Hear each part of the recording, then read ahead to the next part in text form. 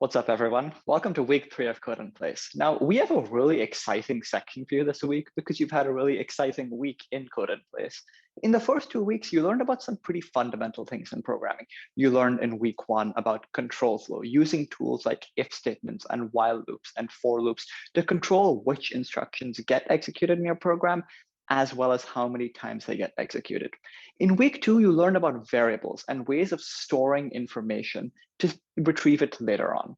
But really, where those two things are most powerful is when we're able to combine them and say not only what we want to know, but for how long we'd like to know it, as well as how often we'd like to change it. Really, it's a little bit like being a human being. A variable is kind of like your memory. And once you make a memory or once you learn a fact, you don't always just stick with that fact for all eternity. As you go through life, you might come to revisit that fact to add more details to your memory or to add more details to the fact that you learned in school or something like that. Now, really, that's what we're going to be covering this week. We're going to be learning about how to use while loops and for loops and so on and so forth to control the values of your variables. This is a really powerful skill, and it helps you not only write more effective programs, but understanding it and building a mental model of how these kinds of constructs interact with each other really helps you become a better debugger as well. So what we're going to start with today, in fact, isn't a program that we need to write, but a program that we need to fix. Before we get there, though, I want to take a quick second to make sure we're all on the same page as to how exactly variables do interact with loops. So with that in mind, let's do a quick review of variables. Now, we told you last week that a variable is kind of like a box that you put data in. In this particular case, I'm making two variables. One is called age, and I'm setting it equal to 42. And the other is called name, and I'm setting it equal to the string Zaphod. What that's going to do is in our computer's memory somewhere, that's going to make two boxes. One is called age and one is called name. Now, if you remember, we also told you that variables are kind of like luggage tags. So you can kind of imagine that age and name are both luggage tags, which identify a particular piece of baggage. In this case, the age label identifies the baggage containing 42, and the name variable identifies the baggage containing Zaphod. So now that we have that in mind, let's talk a little bit about what we can actually do with variables. So the first thing, of course, that we can do is we can create a variable. We can set num equal to 42. We create a box and have 42 be the sort of thing it refers to. The next thing we can do is retrieve a variable's value. For example, we can print a variable. What that basically is going to do is it's going to look inside this box and find the 42 over here, and it's going to retrieve it so that in this particular case, we can print the value of the variable. The next thing we can do is reassign the variable, meaning that although we initially created it equal to 42 over here, we reassigned it here or changed the value to be equal to a 100. What that means is that the num luggage tag is now sort of referring to 100 instead of a 42. In fact, we don't have any way to get to that 42 again. We've forgotten that there ever was a 42 in that suitcase to begin with. So that's really important because that's something we're really going to rely on as we work through the problems in this week's class, as well as through the assignments and problems we're going to be seeing in the next couple of weeks and throughout your programming career. But before we get there, I want to talk about one other way we've seen variables so far, and that is in the for loop. So we've shown you the for I and range loop. We showed it to you all the way back in Carol, wherein we told you this is a way to get Carol to do something a repeated number of times, which is totally true. That is how it works, and you probably relied on that for a few problems in Carol. But what we're going to do now is, now that we understand how variables work, we're going to really inspect this for loop in greater detail to see how it works. So in particular, this line over here, the line that says for I in range 42, what that does is it creates a variable called I. It creates a box and gives it the name I. And the initial value of I, what we say I is initialized to, is the first number in this range over here. So if you remember, the range function basically gives you back every number from 0 up until the number in parentheses -1. So in this case, the first number in that range is the number 0. And so I gets initialized to 0. What that means is once we go inside the for loop and we try to do something like printing I, what we see is that we can look inside the suitcase labeled I and get the 0 out, meaning that when we run this function or run this code, we print 0. Once we're done with the code inside the for loop, we then go back up to the start of the for loop. And what happens is the value of I changes. It becomes the next number in this range. So remember, initially it was 0, but the range function gives us every number from 0 to 1 to 2 to 3 to, in this particular case, 41. And so that's what's going to happen over here. I takes on the next number in this range, which in this case is equal to 1. And because it's equal to 1, what then happens is when we enter the for loop again, we then have a value of I that's equal to 1. And so when we print I, it's 1 and not 0. So this is really interesting because what's really happening is that we're taking these two steps over here. We're creating the variable I that's initially equal to 42. And we're also it's initially equal to 0 in the case of the for loop. And then when we reassign it to 1 in the second iteration of the for loop. So both of these steps, the creation and the reassigning, happen implicitly in this line of code over here, which is really interesting because even though assigning and reassigning are happening, nowhere are we actually saying I equals 0 or I equals 1. The for loop is doing that for us.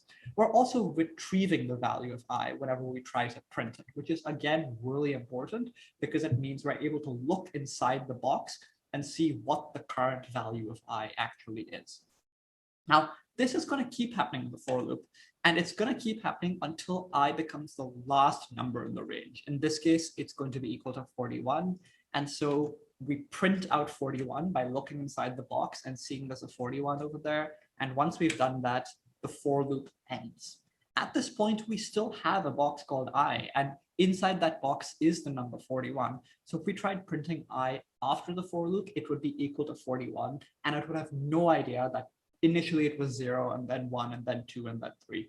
All Python is capable of doing is looking at the current value of a variable.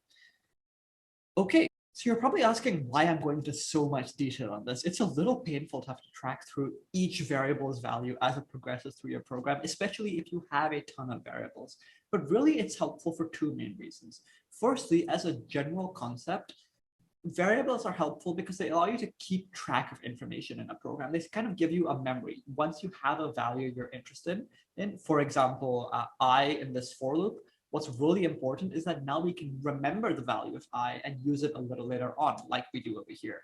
We remember the value of I as, say, 35 on this line over here, and then we retrieve that value a little later on. So that's a really crucial thing to be able to do. But the other thing that I'm going to demonstrate now is that they're also really helpful for you to monitor the state of your program as it's running, which is helpful for debugging. The state of the program is basically just what the program believes the world to be at that particular point. We talked a little bit last week about how computers, even though they don't really have much critical thought of their own, are really good listeners. And that's kind of what's happening over here. Computers listen to what you're saying and sort of come up with an idea of the world and how it's supposed to work. And variables are your way of kind of accessing that insight. So with that in mind, what I want to do is I want to show you a particular program that I've already written, but has a bug in it. That's this program over here. Essentially, the idea is that I want to find the sum of the first 100 numbers that it starts at 0 and goes up to and including 99. So I've written a program to do that. And the way I essentially do that is I iterate through each of the numbers from 0 to 100, not including 100. I add all of those together, and then I print out the sum of the numbers. So really, I did the math a little beforehand, and the answer I'm looking for is 4,950. But when I run this program, you'll notice that that's not what I get. I get 99. Which is definitely not correct, right? Like 99 is one of the numbers. So definitely all of them can't sum up to 99. So clearly there's some sort of bug over here. And I want to work through with you how I would use my understanding of variables that we just discussed to debug this program. So again, here's the program. And what we're going to do is we're just going to track through the variables as we go through this. So let's start with the first line where we create a variable called total that's equal to 0. I should say at this point, you should also try and pause the program and see whether you can think about what the bug might be over here. It may not be obvious, and that's totally fine. I made this exact mistake when I took CS 106A, but if you're able to think of it, that's a really good sign that you kind of have a good understanding of how variables work already. All right, now that you've paused and maybe had a chance to think about it, let's track through this together. Like I said, we made a variable called total. It's equal to 0. And so we created a box called total and put a 0 inside it. Once we did that, we moved to the next line of code in which basically we said, okay, for I in range 100. Okay, what I need to do there, therefore, is make a box called I, which I've done over here, and set it equal to the first number in the range. In this case, the range goes from 0 to 99, and so the first number is 0. Great. So we do that, and now we move on to the next line of code. You'll notice on this line, a couple things are happening. We're summing together the variables total and I, and then we're putting that in a variable called newtotal, because that's kind of the sum after we include the newest number. So let's go ahead and track through exactly what's happening on that line of code. The first thing we're going to do is we're going to figure out what total is and what I is, and then sum them together and get the sum. So we follow the arrow from the total box to the number, like from the luggage tag to the suitcase itself, and get 0. We then do the same thing for I. So we know that total is equal to 0, and we know that I is equal to 0, meaning that when we add those two things together, we get 0. And so what we're going to do is we're going to say, okay, the sum of total and I was 0.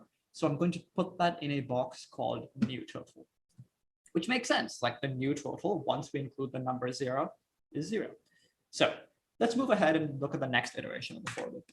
In the next iteration of the for loop, the only thing that I changes is that I is now equal to 1 because it becomes the next number in the range. It was initially 0 and it becomes 1. So once that happens, we move to the next line of code where once again, what we're going to do is first investigate what total and I are. Total is 0, which we get by following the luggage tag to the suitcase, and I is 1, which we get by following the luggage tag to the suitcase. Once we have those two numbers, we can add them together. 1 plus 0 is 1. So we store 1 inside the box called new total, which again makes sense so far. Initially, the only numbers we've summed are 0 and 1. Both of those added together give you 1, which is what new total is storing. So everything seems great. Let's do this one more time.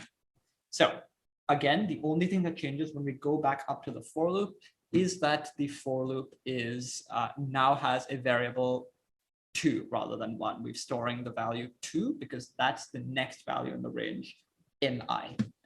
Once that happens, yet again, we go down to our for loop. And now the first thing we do is we look at what the values of total and I are. Total is equal to 0 and I is equal to 2. We sum those together and get the number 2, which we then store in new total. But here's kind of where our problem is, because now we've summed together 0, 1, and 2, but we should be getting 3, not 2, right? 1 plus 2 is 3, not 2. So something's gone wrong here. For some reason, we've only got a 2 here and not a 3. That's kind of peculiar. So I want to take a second now to think about why that might be happening. Let's take a look at all of my variables at this point. I have a variable called total, which is 0. I have a variable called I, which is 1. And I have a variable called new total, which is 2. What's sticking out to me is that this variable total is still 0. And that's kind of strange to me because 0 really isn't in our mind anymore, is it? We've added together the numbers 0, 1, and 2. So our total is 3. It's not 0 anymore. And that's a little surprising to me. So at this point, something I want to do is test my hypothesis. Like I suspect there's something wrong with the value total because it shouldn't be equal to 0 every single time. So what I'm actually going to do over here is I'm going to look at this program and say, okay, I would like to investigate what my program thinks total is. So what I'm really going to do is I'm just going to print total inside this for loop over here. What that's going to say is each time we get to a new value of I, print out the total and see what we've got so far. So let's go ahead and run this and see what we get. All right, so we still got this line over here. The sum of the first 100 numbers is 99.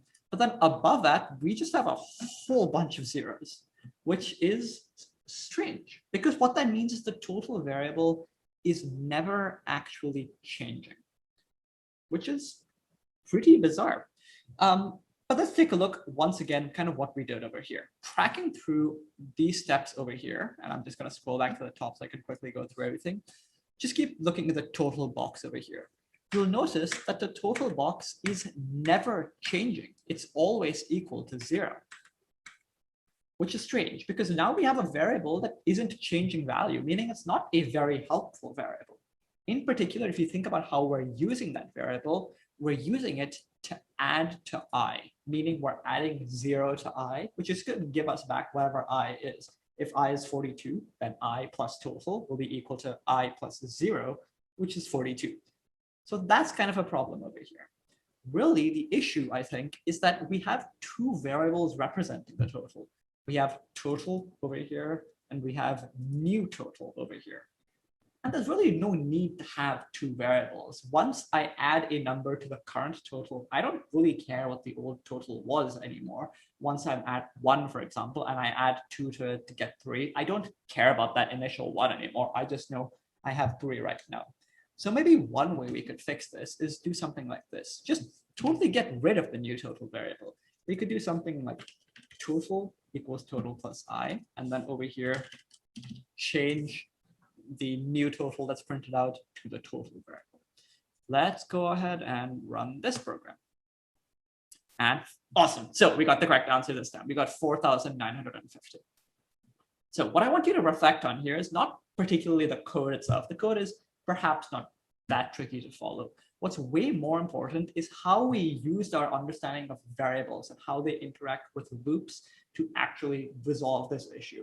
I've done it in slides over here, but I find it really helpful to do something like on a piece of paper, track through what the values of your variables are at each point. The other thing I did that I think is really helpful is actually just printing our variables as we go through the program. This can be a really good way to help you debug. It's not necessarily the best way always. And as we go through the class, we'll show you other ways you can debug your programs. But at the very least, it's a good way of creating or confirming a hypothesis as to what might be going wrong. I think that's really important. When you're debugging, you're really a detective trying to figure out what happened in your program, and printing out variables is kind of a way of collecting evidence as to what might be going on. The other thing I'd point out is a style note over here. Before, when I was doing I was using the variables new total, I think one of the things that confused me is that these variable names aren't particularly good. It's not clear to me what total actually means. So something I might do is rather than calling it total, I might call it total so far. What that's going to allow me to do is that's going to allow me to be a lot clearer about exactly what this variable represents. In this case, it's the total of all of the numbers we've added together so far. So that's just kind of a style note. I think this is a really good way of being clear about what your variables are actually doing just by specifying their purpose in their name. So with that in mind, what we're now going to do is take these same mechanics that we just tried debugging and now spend them actually trying to do a problem. So the problem we're going to do is a problem called running total. Now, let me give you a quick summary of how exactly this program is supposed to work before we start writing it. What we're trying to do is write a program that allows the user to continuously type numbers. Once they type the number 0, the program ends. But until they do that, one thing that they're going to be doing is they're going to be also getting the running total at each point. So really, it's pretty similar to this program I just showed you before. The running total is just the sum of all of the numbers so far in the program. And so, for example, over here, the user has just typed in 7, so the running total is 7. Following that, the next number the user types is 3, and so the running total becomes 10. That's 7 plus 3. Following that, the next number the user enters is 5. So we add 5 to the previous running total of 10 to get 15. The user then types 12, and so the running total becomes 12 plus 15, which is 27. And finally, the user types 0. So nothing happens, and the program ends without printing another running total. So that's kind of the goal over here. Now, of course, you can see that there's already some similarities to the previous problem we just debugged. We're going to be sort of adding together a bunch of numbers, and we may not necessarily know how many numbers there are in advance, so we're probably going to need to use some kind of loop. So that's kind of important. But the way I like to start this is maybe let's just start by writing a version of this program that doesn't do any of the annoying adding numbers that just asks the user for numbers until we get to them typing 0. So 0 in this particular function is kind of a special number. It's called a sentinel number. What a sentinel number basically is it's kind of a number that represents the end of our program's flow. In general, a sentinel value is a value that your program operates until you reach. So what I might say is something like this. Oh, that's my name. Sentinel is equal to 0. I think it's a good idea to store this as a constant, just so that when when a programmer is looking at this program, they understand that 0 has just been selected to be a sentinel, as opposed to having any special value of its own. So now what I'd want to do is start thinking about how exactly I could get a number from the user. So, well, we know we can get text from the user by doing something like this. We could say user number is equal to input, and the prompt users get is enter a value. So that's what I'm going to say over here.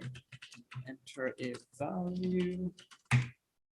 But recall that the input function gives you back text. It gives you back a string, which if I type, for example, 7, it would give me back 7 in quotes, which is like a piece of paper with the number 7 written on it, rather than a calculator with 7 typed onto it.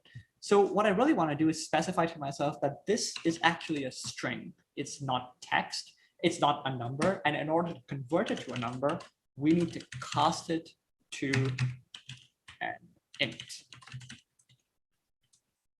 Great.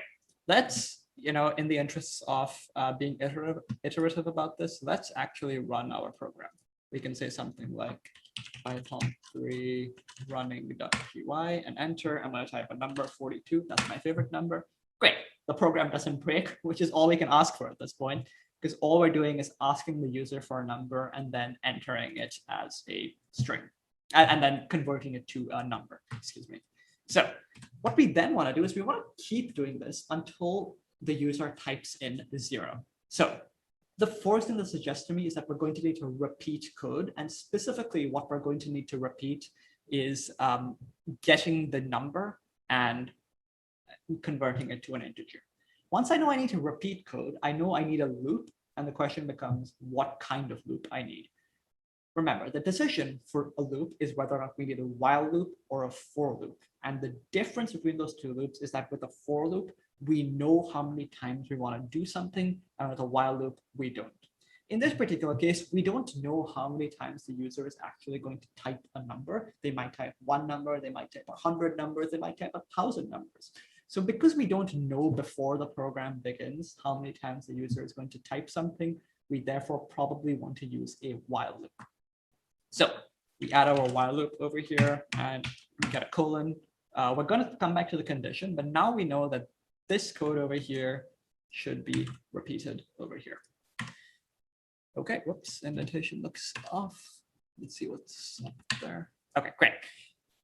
Now the question we need to ask ourselves is what condition we should use, because that's kind of tricky.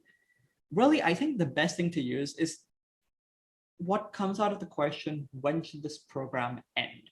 In this particular case, the program should end when the user types in the number 0, meaning that the program should keep on going so long as the number is not equal to 0. And so the check we probably want to do is that the user number is not equal to 0. Remember that this exclamation mark equals mark thing over here means not equals to. If I wanted to check that they were equal, I'd use 2 equal signs instead. But that's what we use. We use while user number is not equal to 0. Let's go ahead and run this code, and I'm going to type in a bunch of numbers, 42, 13, 100, 65, 10. Let's try a negative number just to see whether it works. -3. Great, it all seems to work. Now let's type 0.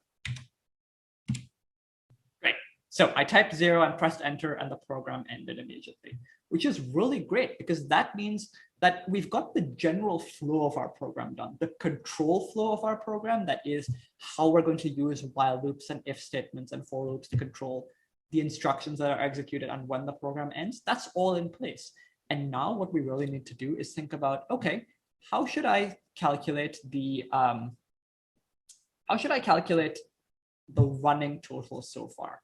So now that we've got this in place, let's take a look again at the debugging and tracing problem and see how we did it there. what we did is, oh, this is still the broken version. Let's go to fix it. So what we did here is we kept track of a total variable. Remember that actually what I called it was total so far because I wanted to give it a more descriptive name. So what we had is we had this total variable over here that we initially set up to be equal to 0. And then afterwards, we added to it each time inside the loop and then printed out its value. So let's try doing something like that. Oops, that's the wrong tab. Let's go here and say, okay, let's create that total so far variable. And like we did over there, let's say it was initially equal to 0.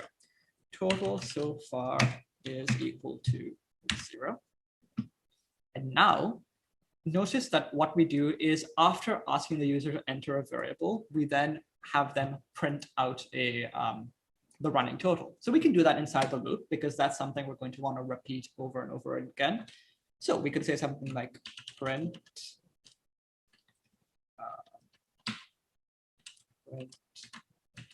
running total is plus str total so far. Remember, we're going to cast this to a string so that Python knows how to add it to this other string and print out that whole thing. Okay, and now the other thing we want to do is just like we did in the previous case, once we have a number, we want to add it to total so far. So let's go ahead and do that. Total so far is equal to total so far plus user number. Great, let's try running that code.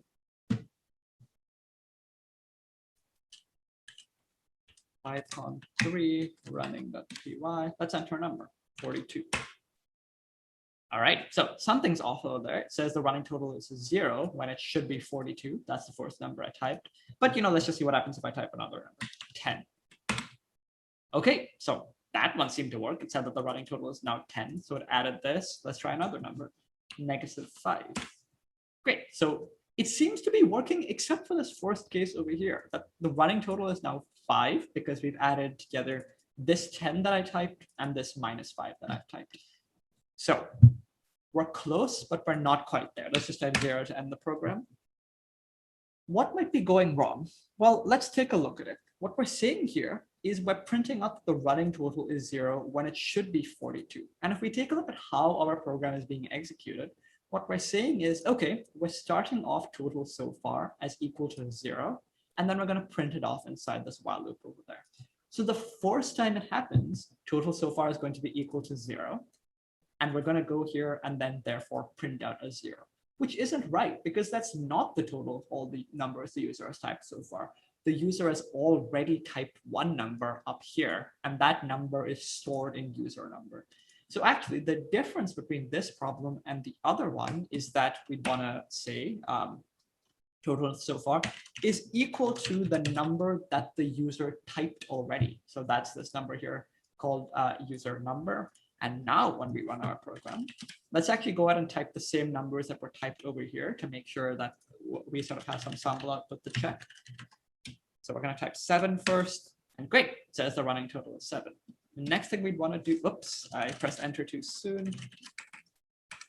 We type 7, and then the next number we type is 3, and we get 10. And the next number we type is 5 and get 15, and then 20. Oops, and then 12, and we get 27.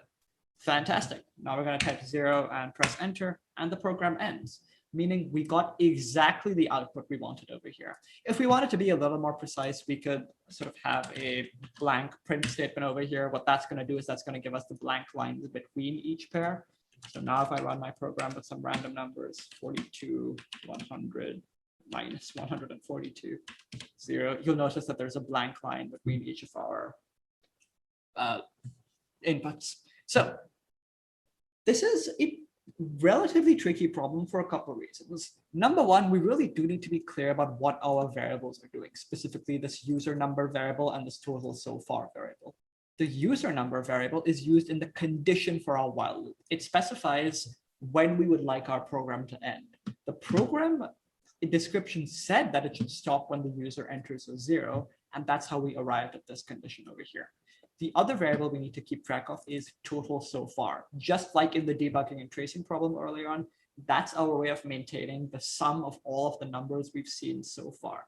We don't care about what those numbers were. We only care about what their sum is. And that's what the total so far does. Now, I should say there are a bunch of different ways of solving this problem. I've shown you one that I think comes pretty naturally after we've done that debugging and tracing problems.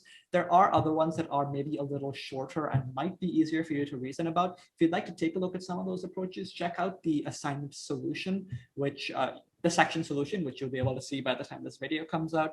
And at that point, you will definitely be able to kind of look through others. Feel free to post them, Ed, and ask in section if you have specific questions about why you might choose one approach over the other.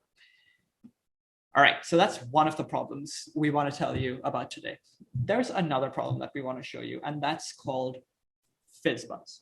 Now, this is also kind of a tricky problem, but let me again take you through exactly how this program is supposed to work and what it's supposed to do, and then we'll start writing it. So in this particular case, the FizzBuzz game, unlike the 8-ball last week, which is like more fun than it sounds, the FizzBuzz program is basically just a little more stressful than it sounds in real life. It's a game in which basically you have a bunch of players who are taking turns, and what they're really doing is just counting. The first player says 1, the second player says 2, the third player has 3, and 4, and then 5, and then 6, and then so on and so forth.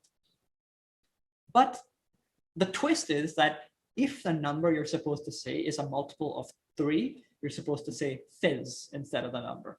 If the number is a multiple of 5, you're supposed to say buzz instead of the number. And if the number is a multiple of 3 and 5, so a multiple of 15, then you're supposed to say FizzBuzz. Like I said, it doesn't sound particularly thrilling, but as you're playing the game and you start speeding up, it gets really tricky to remember those rules. And so very frequently you drop out just because you forget, for example, that 48 is a multiple of 3, and that's pretty brutal. This is actually also kind of an interesting problem because a lot of software engineering interviews use problems like this. It seems kind of simple, but as you start writing it, and I'll try and show you some of those intricacies, there's a lot you need to think about. So with that in mind, let's start by writing a program that just counts to a particular number. It doesn't do any fizzing, it doesn't do any buzzing. It just, like, if I type 42, it just prints out all the numbers from 1 to 42. So again, I'm just going to do this in the main function. So let's go ahead and write this. The first thing we want is to ask the user for a number to count to. And we have exactly that logic in our previous solution. We got input from the user, then converted it to an integer. So let's go ahead and do that again. Limit string is equal to input number to count to. And now we're going to get limit is equal to int limit. Great. And now I just want to print all the numbers up until there. So you'll notice in this case, I typed 17. So I want to print 1 to 17. So let's go ahead and do that. Let's say for I in range limit. That's the variable that's the number we just typed, and we want to go up until that number. Let's just print I. See if that gets us anywhere. We can say Python 3, this was the py. Let's just type 5 so that it doesn't spill over. And okay, that's interesting. So we're not getting quite what we want. We want 1 to 17, or in our case, 1 to 5. What we're really getting is 0 to 4. The reason for that is that the range function by default gives us the number starting at 0, going up to, but not including the number in the parentheses. So we started with 0 and we went up to, but not including 5. That's not what we want in this case. We want to start at 1, which we can actually do by specifying a lower range over here. So let's go ahead and do that. And count to 5. And now you'll notice that we start at 1 correctly, but we're ending at 4 rather than 5, which, isn't great. That's not what we want to do. It turns out that's because this parameter over here, the limit value, which is what you're counting up until, is always counted up to, but not including it. So in this case, we count up to, but not including 5. So the way we can sort of get around this is just counting up to, but not including 6. So we just say limit plus 1 to sort of shift our range along by 1. Now when we run our program, now when we run our program, we do this. We'll say 5 and great, 1, 2, 3, 4, 5. Awesome. So now we're in a place where we have each of the numbers and we're able to print them out. What I want you to do now is take a second, maybe pause this video and think about how you would extend this program to appropriately fizz and buzz each of our numbers. So take a second to do that, and I'm gonna assume you took it now. Okay. Now there's a few things I'm thinking about over here. The first of which is when I see this 3 and that 5, that kind of feels like kind of arbitrary to me. Like someone looking at the program might not necessarily know why 3 and 5 were chosen. So I don't want the numbers 3 and 5 to just randomly show up in my program anywhere. What I probably think is a better idea to do is say something like this. Fizz num is equal to 3 and buzz num is equal to 5. I'm also now realizing something I may have neglected to do over here. Yes. All right, so this is another common issue that you'll see I ran into just now. I said that user number is not equal to 0 over here. What I probably should have done is said that the user number is not equal to Sentinel over here. So now when I run my program, let me quickly show you that again. Running.py, and I'll enter a bunch of values, 42, 100, 1000, and -1, 1, 0. And now when I enter 0, I do that, I get 0. This is really helpful because now it allows us to quickly change what the sort of value that we care about is. If instead we wanted to stop when the user types 7 rather than 0, we just need to change that constant. And now when I type in numbers, I could type 100. I could keep typing 0 and it will let me type 0. But then when I type 7, the program ends. So my apologies, I should have used the constant a little earlier on, but this is why constants are super helpful. You can just change one thing at the top of the file and the rest of the program will adjust for it. All right, now that we're back here, I've defined 2 constants, fizznum and buzznum at the top over here. The reason I've done that is now someone who's reading it can be like, oh, okay, 3 is the number that represents a fizz and 5 is a number that represents a buzz. So that's kind of helpful. Now, let's take a look at the logic over here. What we're saying is, all right, if a player's turn ends on a number that's divisible by 3, she should say fizz instead of the number. If it lands on a number that's divisible by 5, she should say buzz instead of the number. And if the number is both a multiple of 3 and a 5, she should say fizzbuzz instead of the number. So you'll notice where there should be a 15, it says fizzbuzz. Okay, well, I think what we maybe want to do is just figure out how we can include that logic over there. Let's start with this. If a number's turn lands on a number that's divisible by 3, she should say fizz instead of the number. All right, let's do that. So we could say something like if, I don't know. Okay, so if I had fizz num 0, then we print fizz. Otherwise, we print buzz. Okay, so this seems reasonable to me. One thing I want to quickly clarify is what this percentage operator is doing. What this percentage sign basically does is it says, give me the remainder when you divide the thing on the left by the thing on the right. So if you have, for example, the number 42, and that's on the left, and then we have the percent sign on the right, we have a 3 on the right of the percent sign. What that's going to say is, okay, give me that the remainder when you divide 42 by 3, which is 0. So if the remainder when you divide a number by 3 is 0, that means it's a perfect multiple of that number. So that's what we're checking over here. We're saying, okay, if you divide I by 3, is the remainder 0? If that is, print fizz. So let's go ahead and try that out.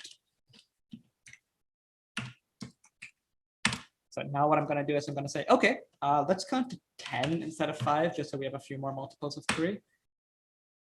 Great, this is looking great. So we had 1, 2, and then a fizz instead of 3, 4, 5, and then a fizz instead of 6, 7, 8, and then a fizz instead of 9. Huge progress. Let's try and do the same thing for the next rule over here. If a number is divisible by 5, she should say buzz instead of the number. So let's go ahead and write that. What we want over here is something like this. We could say if I mod buzz num is equal to 0. I'm saying mod, by the way, instead of the percent sign, because the percent sign is called the modulus operator, and we say mod as short for that. Modulus is just a fancy way of saying reminder. So you're welcome to just say if I remainder buzz num or something. You could say something like this. Print buzz. Okay, let's try that. Python 3 fizzbuzz.py. Let's count to 10. And okay, so this looks good, I think. Let's trace through what might be happening over here. We start and say 1, 2, fizz, and then 3, 4, and then a buzz for 5, and then also a fizz, and then 6. So something's not right over here. 6 shouldn't be showing up at all, right? All we should be seeing is the number fizz. If you take a look over here, we had 4, and then a buzz for 5, and a fizz for 6, and then 7. This 6 shouldn't be showing up at all. But let's trace through what might be happening there. We start over here, and we're like, okay, let's write this in comments to ourselves. I is 6. So we get over here, and we're like, okay, is 6 remainder 3, 0? It is, so we print fizz. The next thing is that we say, okay, is 6 remainder 5, 0? It's not, so we don't print buzz. But because this isn't true, we then jump to the else statement, and so we print 6. So what's really happening over here is that this gets printed for 6, and unfortunately, this also gets printed for 6. So that's a sad face over there. So the issue over here is that multiple of these conditions are happening. This condition over here is being executed because 6 is a multiple of 3. And this condition over here is being executed because 6 is not a multiple of 5. What we really want is only for one of these things to get executed. We want either to print fizz, or to print buzz, or to print I. We want, formally, what we say is we want all of these conditions to be mutually exclusive with one another. And the way we do that is actually just a 2-character change. Rather than saying if I is the mod buzz num is equal to 0, we say elif I mod buzz num is equal to 0. So what that basically does is it makes all of these conditions mutually exclusive. One way, my spacing was a little deceptive here, but one way you can think about this code is we first check whether I mod fizz num is equal to 0 and print fizz if so, and then completely independently, we check whether it's a multiple of 5.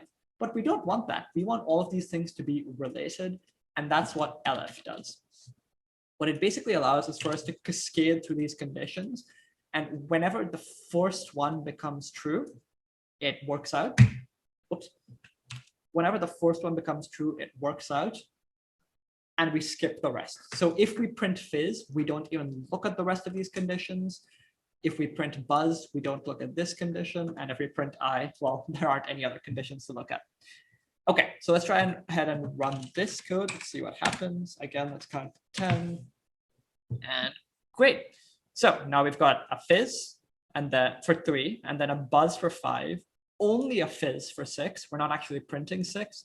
Then we get a fizz for 9 and a buzz for 10. Incidentally, I'm saying the words fizz and buzz far more than I would have expected to today, but that's not important right now. What is important is that we want to be able to now also add this last check, that if the number is a multiple of 3 and of 5, she should say fizz buzz instead of the number. So again, we can add another check for that. We could say something like elif I mod fizz num is equal to 0. What that's saying is, okay, is it a multiple of 3? And also,